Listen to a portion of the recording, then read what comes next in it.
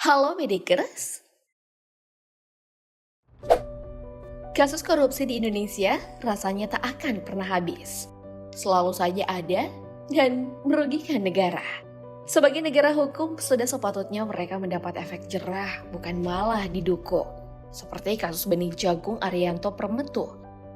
Terdakwa korupsi senilai 2 miliar rupiah, tapi 3 hakim yang mengadilinya saat itu justru memvonis Arianto Prametu lepas dari segala tuntutan. Oh my god, kok bisa ya? Siapa sebenarnya ketiga hakim ini? Kenapa bisa mengambil keputusan seperti itu? Penasaran seperti apa sosoknya? Mari kita bongkar.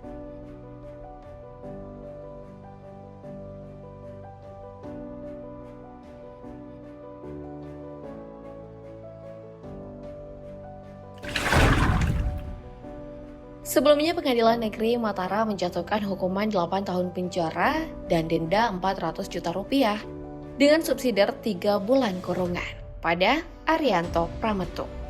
Ia juga harus mengganti uang sebesar 7,87 miliar subsidiar 1 tahun penjara.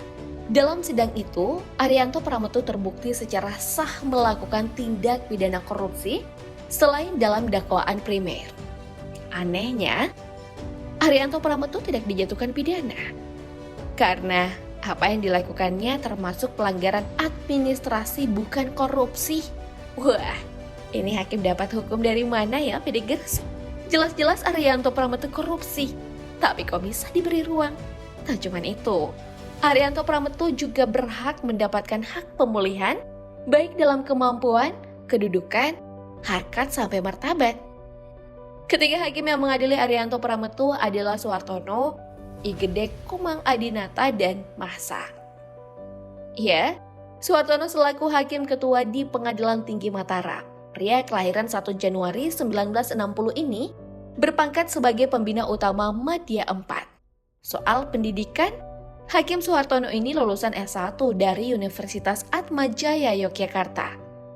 Setelah itu Suhartono melanjutkan pendidikannya di Universitas Gadjah Mada dengan menyandang Magister Hukum.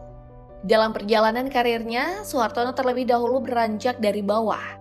Ia beberapa kali ditugaskan di berbagai tempat, seperti di Pengadilan Negeri Pontianak, Wakil Ketua di Pengadilan Negeri Purworejo, dan Ketua Pengadilan Negeri Demak.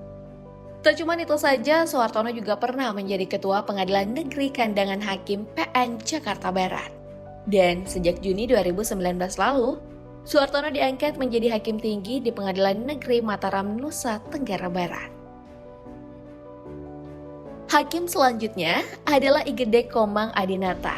Igede Komang juga salah satu Hakim Tinggi di Pengadilan Negeri Mataram. Hakim ini lahir pada tanggal 23 Agustus 1957 di Tabanan, Provinsi Bali. Igede Komang berpangkat sebagai Pembina Utama 4E. Ia merupakan alumni dari Universitas Gadjah Mada Yogyakarta dan Universitas Naratoma Surabaya. Sebelum menjadi Hakim Tinggi di PT Mataram, Igede Komang Adinata pernah bertugas di Pengadilan Tinggi Nusa Tenggara Timur. Ya, Igede Komang menjabat sebagai Hakim Tinggi di Pengadilan Negeri Kupang dan akhirnya ia menjadi Hakim Tinggi di PT Mataram sejak tahun 2019 hingga sekarang. Kemudian ada Hakim Mahsa. Pria ini adalah Hakim Tinggi ad hoc tipikor di PT Mataram yang juga terlibat dalam sidang Arianto Prametu. Lahir 15 Februari tahun 1963, Mahsa merupakan alumni dari Universitas Mataram dengan gelar Sarjana Hukum. Well, gimana kalau kita melihat kekayaan ketiga hakim ini? Kira-kira ada apa aja ya, Medigers? Kita mulai dari Hakim Suhartono dulu.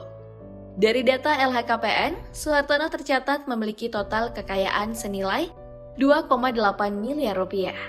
Sebanyak 1,6 miliar untuk aset tanah dan bangunan, harta bergerak 617 juta, serta uang kas senilai 611 juta rupiah. Lalu Igede Komang Adinata, hakim ini juga memiliki total kekayaan sebanyak 2,6 miliar rupiah dari data LHKPN.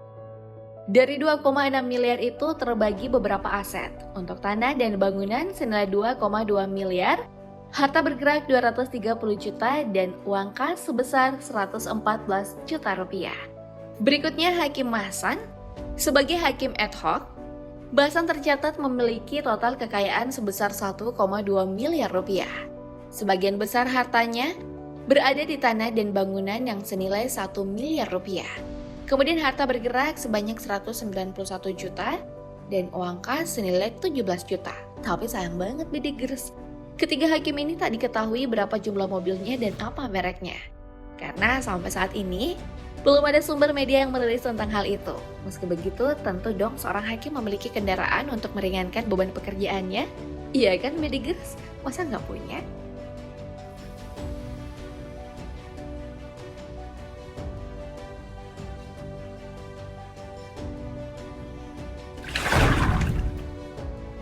Oke, ternyata selain kasus tadi ternyata masih ada loh kasus yang lainnya.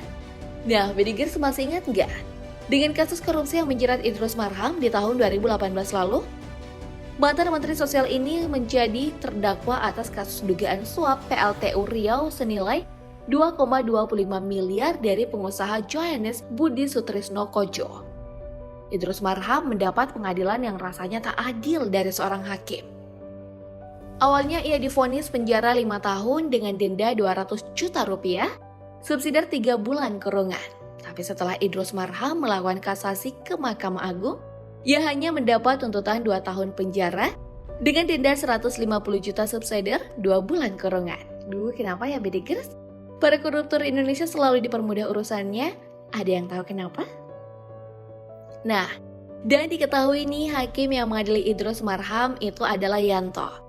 Ia menjabat sebagai Ketua Pengadilan Negeri Jakarta Pusat. Yanto ini merupakan lulusan sarjana hukum dari Universitas Jana Batra, Yogyakarta. Ia lalu melanjutkan pendidikannya ke jenjang S2 di Universitas 17 Agustus 1945 Jakarta dan memperoleh gelar doktor dari Universitas Jayabaya. Sebelumnya Yanto pernah menjabat sebagai hakim tingkat pertama pada Pengadilan Negeri Jakarta Selatan di tahun 2014. Kemudian Yanto menjabat sebagai Wakil Ketua Pengadilan di Pengadilan Negeri Sleman pada tahun 2015 lalu. Di tahun berikutnya, ia menempati posisi Ketua Pengadilan Negeri Denpasar. Dan sejak 16 Juni tahun 2017, Yanto diangkat menjadi Ketua Pengadilan Negeri Jakarta Pusat. Melihat jabatan dan prestasi dari Hakim Yanto, cukup mentereng ya Bidigers. Tapi kenapa kasus korupsi di Indonesia masih selalu saja ada? Bahkan saat negara kita terjepit dengan masalah COVID-19. Masih ada beberapa oknum yang nekat mencuri uang negara. Menurut Bidigers, kira-kira hukum di tanah air sudah ditegakkan belum? Tulis tanggapanmu di kolom komentar ya.